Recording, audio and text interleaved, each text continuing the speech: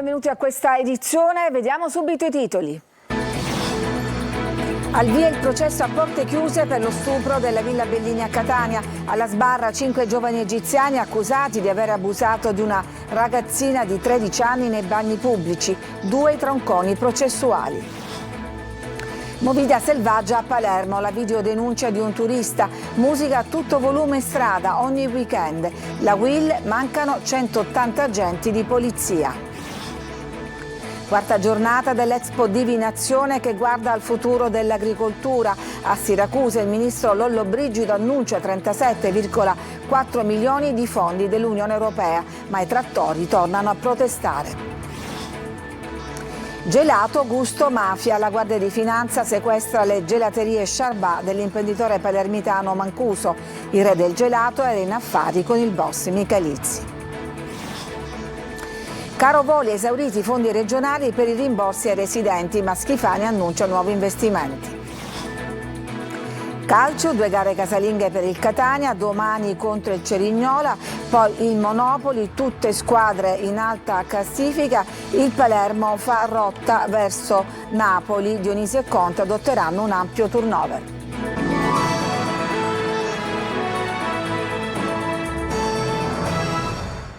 Dunque è cominciato oggi il processo per lo stupro della Villa Bellini a Catania. Alla sbarra ci sono 5 giovani egiziani accusati di aver abusato di una ragazzina che all'epoca aveva 13 anni nei bagni pubblici. 2 tronconi processuali. Tonino De Mana.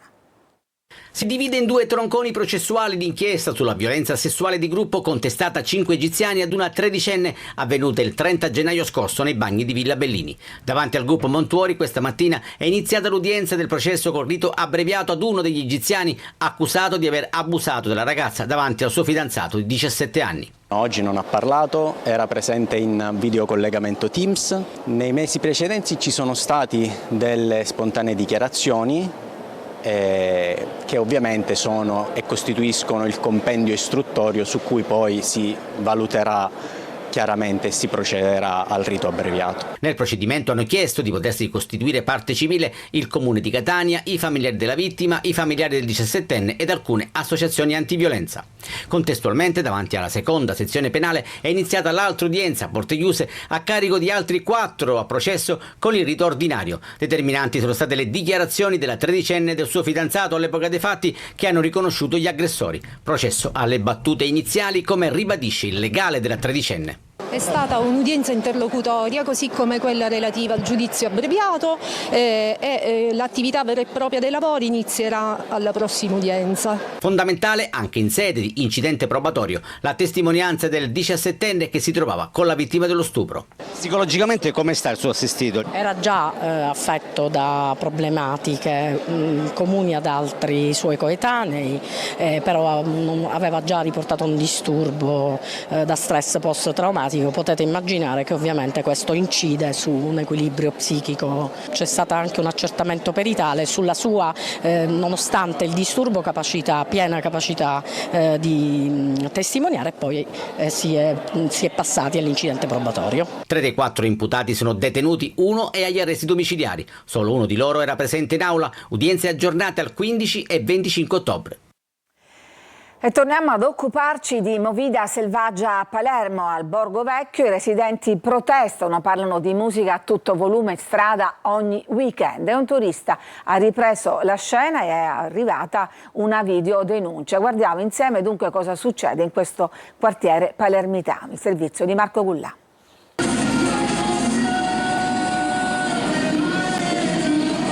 Quella che vedete è la piazza del quartiere Borgo Vecchio a Palermo. Sono le 2 di notte di venerdì sera. La musica proviene dagli impianti delle auto, tremano i vetri e i muri delle case. A girare questo video un turista che soggiorna in un B&B, un video denuncia per documentare cosa succede la notte e soprattutto i disagi che crea ai residenti.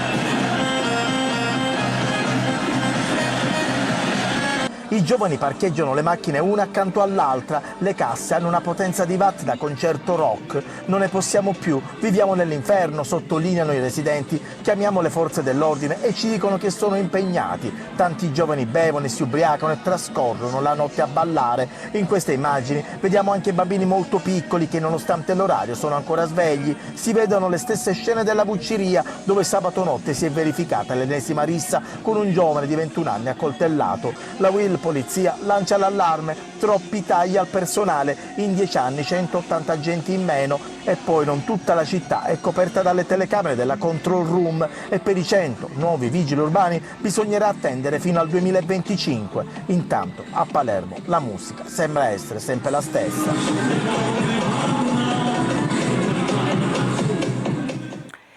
Una bimba che frequenta la seconda classe della scuola primaria a Monserrato, a Comiso, è stata colpita da alcuni calcinacci che si sono staccati dal muro esterno dell'edificio. L'episodio si è verificato proprio all'uscita dalla scuola. La bimba, che si trovava sul marciapiede, è stata portata in ospedale a Vittoria, medicata e dimessa con pochi giorni di prognosi. Oggi la quarta giornata dell'Expo Divinazione, si discute del futuro dell'agricoltura e della pesca con le istituzioni italiane ed europee. Il ministro Lollobrigida ha annunciato risorse importanti per il settore, ma andiamo subito in diretta a Siracusa da Luca Ciliberti. Incontri, confronti, proposte, ipotetiche soluzioni. Dall'Expo di Siracusa al centro ovviamente il futuro dell'agricoltura italiana, anche in prospettiva in confronto con quella europea. Oggi confronto proprio con le istituzioni nazionali e le istituzioni europee. Ieri il ministro dell'agricoltura Francesco Lollobrigida è volato a Bruxelles, lasciando per qualche ora proprio l'isola di Ortigia per confrontarsi con i suoi omologhi degli altri paesi dell'Unione. Ha portato a casa un risultato: 37 milioni, oltre 37 milioni di euro di fondi strutturali da dedicare alla siccità, l'emergenza che sta colpendo ovviamente tutto il Mezzogiorno, mentre il nostro assessore all'agricoltura, l'assessore regionale Barbagallo, ha chiesto al governo regionale di tagliare le cartelle esattoriali, almeno quelle degli agricoltori, un provvedimento che dovrebbe valere circa 9 milioni, perché questo è quello che hanno chiesto le associazioni di categoria. Dunque due risultati insomma che a breve termine sembrano alleviare i dolori e le sofferenze del comparto molto in crisi. Oggi è stato presentato anche il bilancio, il dato previsionale della vendemmia 2024, anche questo un dato positivo, più 7% di ettolitri prodotti rispetto al 2023, quindi anche su questo gli agricoltori riflettono e possono gioire. Ma come sempre questi eventi sono anche sfilate di ministri, di istituzioni. Oggi sono arrivati a Siracusa i ministri Casellati e Ciriani. Il ministro Casellati, il ministro per le riforme, ha parlato appunto di quello che è la riforma della legge elettorale. L'ascoltiamo. L'agricoltura è il nostro petrolio, è qualcosa che ci identifica nello straordinario connubio che ha fra tradizione, quindi quelle che sono le nostre radici, la terra, e l'innovazione. È un po' che mi sto guardando alla riforma elettorale per cercare quella migliore per la riforma del premierato. Stamattina leggevo che io ritornerei al Porcellum. No, non è così. Io non ho ancora assunto una decisione, anche perché non ho ancora dato avvio alle consultazioni anche con gli altri partiti. E di emergenza climatica invece ha parlato il ministro per i rapporti con il Parlamento Luca Ciriani. Emergenza climatica, ma anche le famose polizze assicurative che sono al centro del dibattito dell'attualità proprio in questi giorni. Sentiamo Ciriani. La cura del territorio viene prima di tutto, però dobbiamo anche sapere che la cura del territorio, gli interventi in questo settore, negli acquedotti, nella prevenzione idraulica, nella messa in sicurezza dei fiumi, degli argini, sono spesso interventi poco popolari e poco visibili.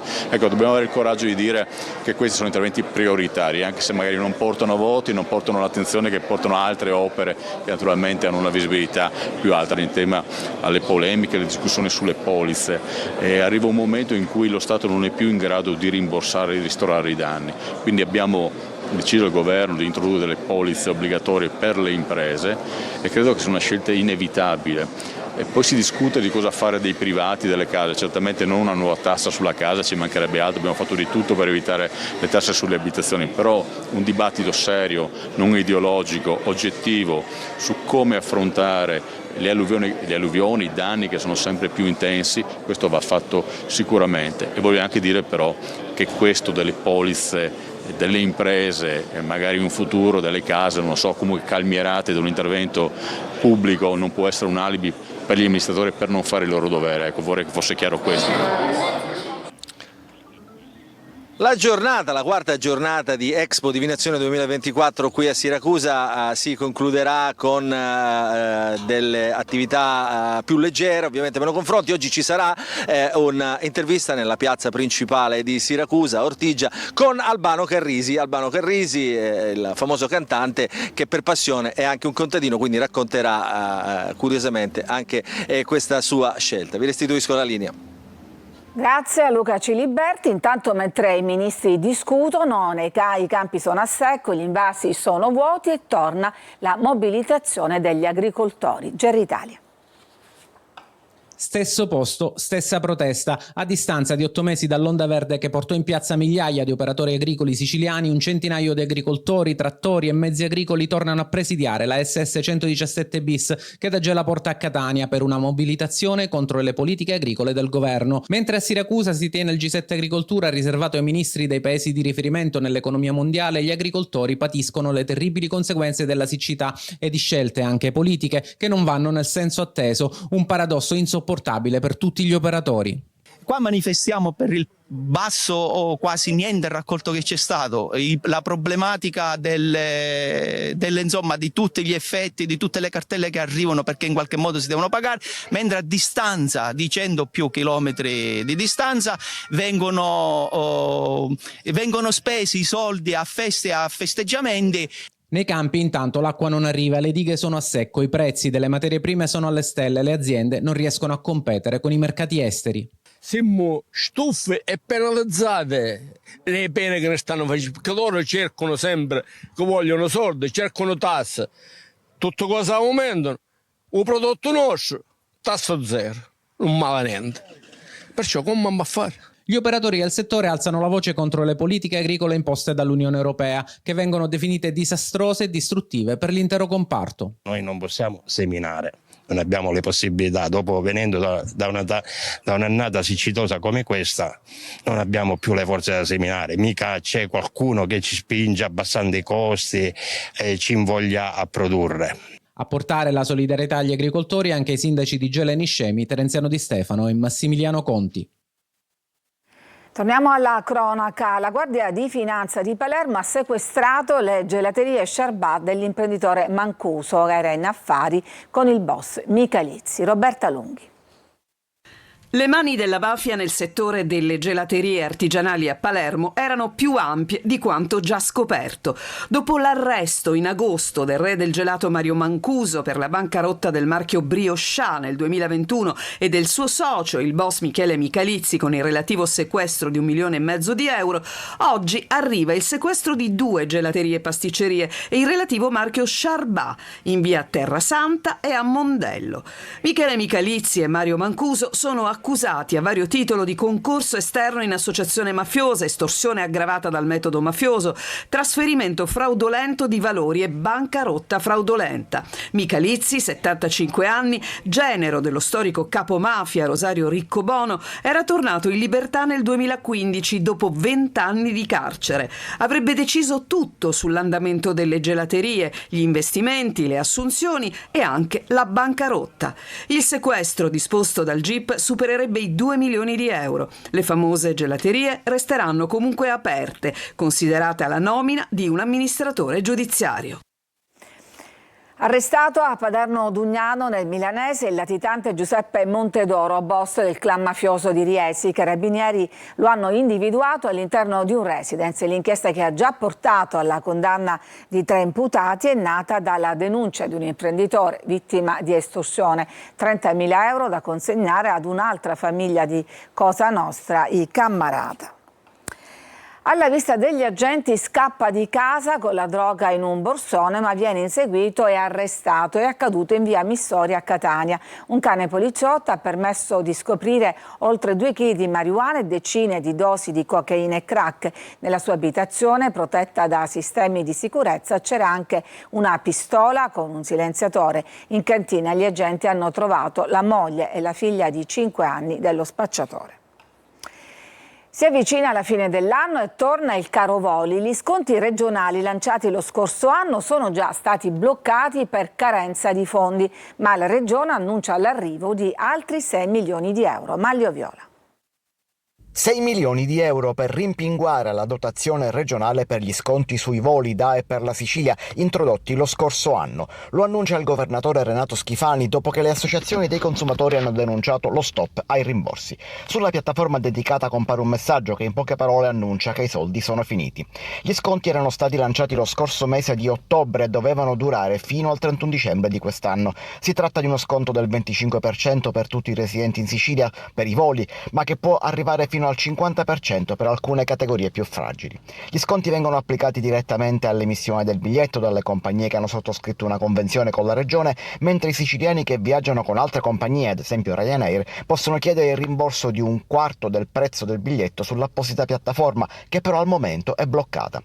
Nella manovra finanziaria di assestamento di bilancio, alla quale stiamo lavorando già da tempo, abbiamo previsto uno stanziamento di ulteriori 6 milioni di euro che serviranno a garantire la copertura finanziaria per il bonus per tutto l'anno, dice adesso Schifani. La piattaforma nel frattempo riceve ugualmente le richieste, che verranno evase non appena ci saranno i soldi. Intanto scoppia un altro caso, quello dei giocatori della Juventus Next Generation, rimasti a dormire a terra all'aeroporto di Birgi per un guasto al velivolo che doveva riportarli a casa dopo una partita con il Trapani. Per quella vicenda il presidente Schifani ha convocato il presidente di Airgest, che gestisce l'aeroporto di Trapani, Salvatore Ombra, per avere spiegazioni. Prendiamoci cura di chi si prende cura della nostra salute, è lo slogan della campagna di prevenzione per la tutela del personale sanitario e socio-sanitario promossa dalla CISL di Catania con le 2 federazioni di CISL Medice e CISL Funzione Pubblica. Aggressioni e violenza nei confronti del personale sono un fenomeno in crescita, affermano Attanasio, De Natale e Sottile. Prevenire la violenza sul personale sanitario, soprattutto quello impegnato nei presidi di emergenza, è una questione di grande importanza ma anche di complessità. Ci fermiamo adesso, c'è una pausa per la pubblicità, torniamo subito dopo per vedere anche a che punto sono i lavori sulla condotta di Trapani. A tra poco.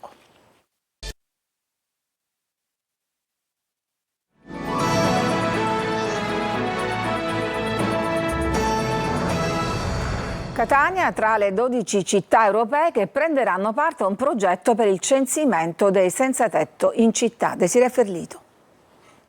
Contare senza tetto perché non siano più solo un numero. Un progetto per la Commissione europea finalizzato al censimento dei senza fissa dimora per individuare la natura del problema e prevedere interventi di sostegno. La rilevazione avverrà in 10 paesi europei e in 12 città italiane, tra le quali Catania e Milano. La conta dei senza fissa dimora è un modo per manifestare attenzione da parte delle istituzioni tutte, è un modo per mettere Catania al centro dell'agenda nazionale perché riguarderà Catania e Milano, e quindi è chiaro che questo ci deve far guardare con prospettive benevole e ottimistiche. 40 squadre che il prossimo 1° ottobre tra le 19 e le 23 scenderanno in strada contemporaneamente nelle 12 città per la conta degli invisibili, tra di loro anche molti volontari. Che una tra le cose più belle di questa fase di ricerca è stata anche la partecipazione della città. Noi abbiamo con il Comune pubblicato una call per per chi volesse partecipare a questa attività. Hanno risposto oltre 160 persone. Abbiamo fatto una formazione, perché ovviamente andare su strada e incontrare queste persone richiede una formazione, e oggi presentiamo questa organizzazione della conta su strada. Le persone in strada saranno contate solo tramite osservazione, senza essere disturbate. I volontari percorreranno la città a piedi o in macchina. Gli obiettivi da raggiungere sono il calcolo delle persone senza fissa dimora, individuarne caratteristiche e fabbisogni, un metodo comune che mira a capire la povertà estrema e l'esclusione sociale.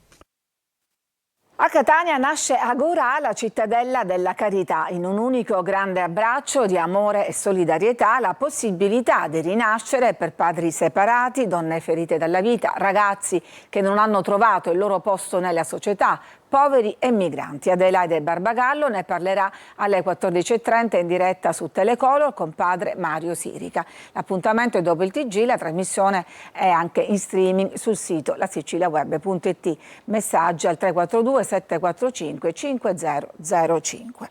E adesso andiamo a Trapani per vedere a che punto sono i lavori di riparazione del guasto alla condotta che tanti disagi sta creando alla popolazione. Laura Spanò.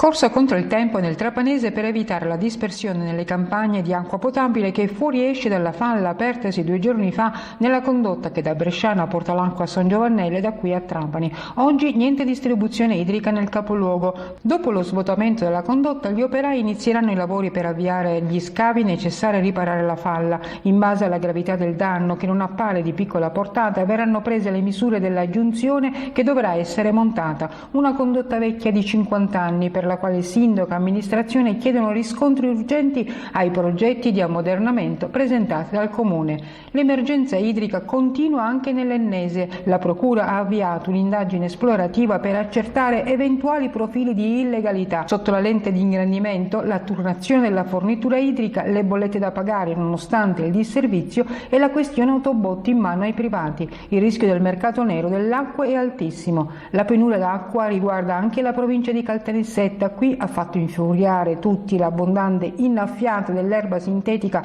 dello stadio, apparso come uno schiaffo dopo l'ennesimo slittamento dei turni di distribuzione idrica in città. Ci fermiamo ancora, c'è una pausa e poi torniamo con la pagina sportiva per parlare fra l'altro del doppio turno casalingo che attende il Catania.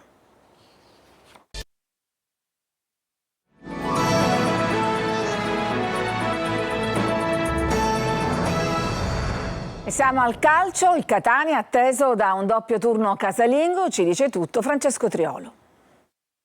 È la prima di 2 gare casalinghe consecutive che possono far accelerare il passo. Il Catania ha tutta l'intenzione di riscattare la sconfitta di Giuliano a partire dal match di domani sera contro il Cerignola al Massimino, una delle formazioni che stanno facendo meglio in questo avvio di campionato, così come il Monopoli che viaggia appaiata alla squadra di Peppe Raffaele a quota 10 in classifica. Ecco perché il doppio turno che hanno davanti i rossazzurri può diventare più che interessante. Domani Toscano ha una certezza ed è quella che non potrà utilizzare Beders tra i pali dimesso ieri sera all'ospedale. Al suo posto giocherà Adamonis che così farà il suo esordio dal primo minuto dopo essere subentrato proprio a Lettone domenica scorsa a Giuliano. Per il resto il tecnico etneo potrebbe optare per qualche variazione considerato che le opzioni non gli mancano e soprattutto gli impegni ravvicinati. Verna si candida ad una maglia da titolare, l'ex del Catanzaro è pronto e vuole essere protagonista dopo aver superato le difficoltà fisiche legate all'infortunio alle costole. Se giocherà in mediana, Guglielmotti potrebbe essere riposizionato. In attacco invece Montalto dovrebbe partire dal primo minuto e dare vita ad una staffetta con Inglese. Dipenderà soprattutto dall'andamento del match. Anche Jimenez è pronto, magari in coppia con Lunetta, anche se Carpani e Luperini non sono affatto tagliati fuori al turnover. Conto alla rovescia in casa Palermo in vista del match di giovedì in Coppa Italia. Marco Gullà. Rotta verso Napoli, il Palermo si appresta ad affrontare la formazione di Conte nel match di giovedì sera al Maradona. Una partita dal sapore di Serie A e che vale gli ottavi di finale della competizione. Il Palermo se la vuole giocare fino in fondo, anche se Dionisi adotterà un ampio turnover per permettere a chi ha giocato meno di calcare il campo del Maradona. Una sfida affascinante che ai tifosi del Palermo rievoca piacevoli ricordi, ovvero di quando la squadra rosanero era abitué in massima serie. Gli uomini di Dionisi sanno già come come si batte una squadra di categoria superiore. Ai rosa è già successo 3 volte quest'estate tra amichevoli e partite ufficiali. Il Palermo ha battuto il Monza e il Leicester in amichevole, poi il Parma ai 32esimi di Coppa Italia. Intanto buone notizie dall'infermeria riguardo Lucioni, che si candida per uno spezzone di gara dopo aver recuperato il problema all'anca che non gli ha ancora permesso di scendere in campo. Il difensore è con il gruppo, ma rimangono ai box Di Francesco e Lund da valutare. In avanti si candida per un posto da titolare Brunori, che dovrebbe partire dal via, così come le Doiron. È tutto per questa edizione, vi lascio adesso al Focus dedicato alla Cittadella della Carità. Grazie a tutti, un buon pomeriggio.